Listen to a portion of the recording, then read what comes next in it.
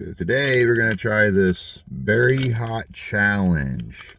It says, sweet to sweat. Red versus blue, race to the finish. So yeah, I mean, definitely the packaging is pretty out there. It's like, we're hot. Watch out, it's hot. But a lot of the videos I've seen, don't really believe so. So it says hot gummy bear candy inside, right down there. Cute little bears everywhere. I'm gonna go ahead and just start tearing into it, and while I'm eating it, we'll go ahead and read the labels. So you just rip it off like that, and as you can see, right there is our little expiration date.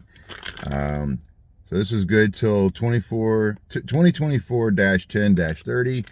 So logically, they must have put the year first, the month second, and the day last. So this expires the day before Halloween of next year. So make sure if you get these out for Halloween, it's this year, and if it's next year, make sure you read the label. So it opens from the bottom, which means that in order for me to read this while eating it, I probably have to eat them all. So let's try. You see let's look at them first. Look at that guy. Look at that little guy.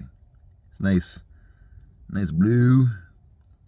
Blue is always a very suspicious color, because there's really not much in nature that is naturally blue. And if it is, it's usually not good for you. But, I don't know, usually things that blue flavor do taste great. Like, blue's one of the best colors. One of the best flavors. It's one of those pleasing colors, too. Oh, that's really good. Man. Oh, I can kind of taste there's something there. Yeah. I mean, it's not like Pocky chip or anything like that, but that's pleasant. I just eat this. And this is the red one. Now it's not a very deep red, almost an orangish pink, but I mean, it's also the issue with these translucent, almost transparent kind of foods. Coloring. Sometimes you got to use a lot of dye just to make it really come through. That was all right.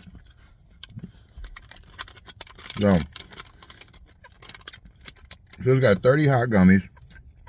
The Berry Hot Challenge. Warning, fully chew one at a time. Please chew responsibly.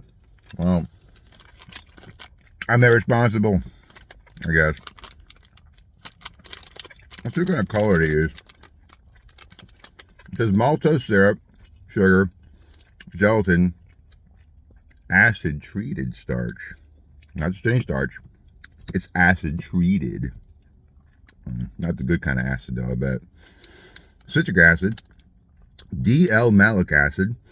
Ooh, nice. I've never heard the DL part, but I know malic acid is usually what they use in things like warheads to make that super sour flavor. Sodium citrate. Oh, that's the chemical they use to keep cheese sauce from breaking. Mineral oil, carbonara wax, carnauba wax. That's in like everything, dudes. Don't worry about that. Ascorbic acid, that's good for you. Artificial colors, that's the part I'm looking for. Yellow number 5, good old red 40. Yellow number 6, blue number 1. Oh, blue number 1. Which one is it? I think that's the one that has copper in it. Not sure. And then artificial flavor, but they don't go to list out what kind of artificial flavor. That's how artificial flavor works. They don't always have to tell you which exact one it is. At least not in America. But yeah, these are actually pretty good. I mean, I can sit here and chew on them. Not hot at all. Just delicious. But anywho, so guys, you're supposed to eat them or wait like 5 minutes before taking anything. I mean, this video is already in like almost 5 minutes long. I haven't eaten them all yet. I'm not sure if the challenge is to eat one and wait 5 minutes, or eat them all and then start counting. But I wanted Marcus to do this with me, but he thought it'd be too much. I don't know. It's usually pretty good with spicy foods, but I think the packaging is what scared them off. Because look at that. It really does look pretty intense.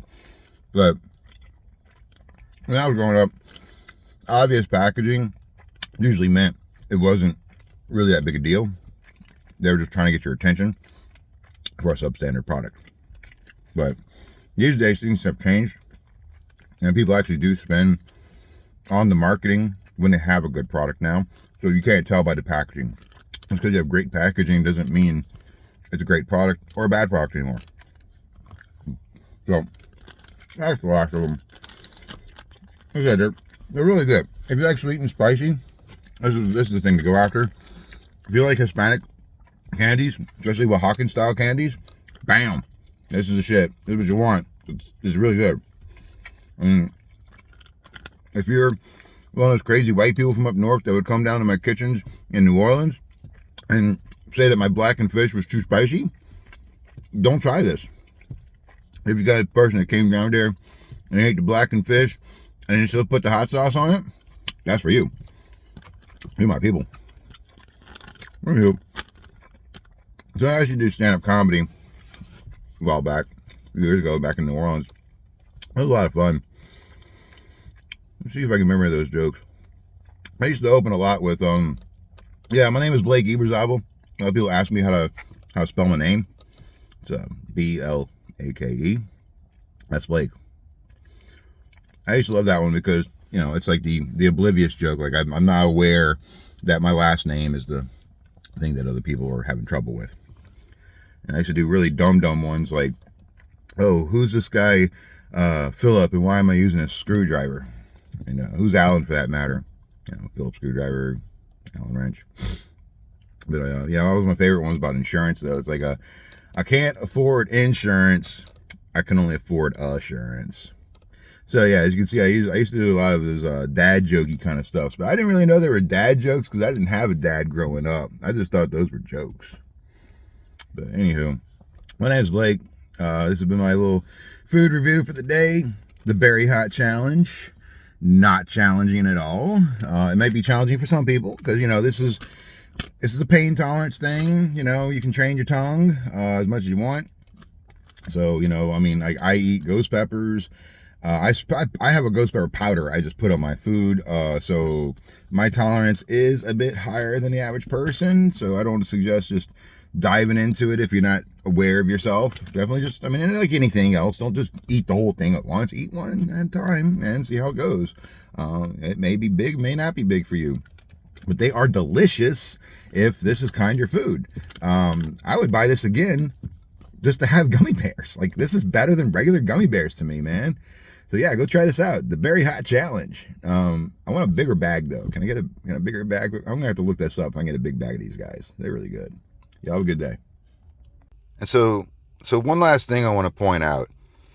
These probably weren't very spicy because where in this ingredient list do you see capsaicin extract, pepper extract, or any pepper name? Nowhere. Yet they did have a spice to them. And that is actually kind of alarming.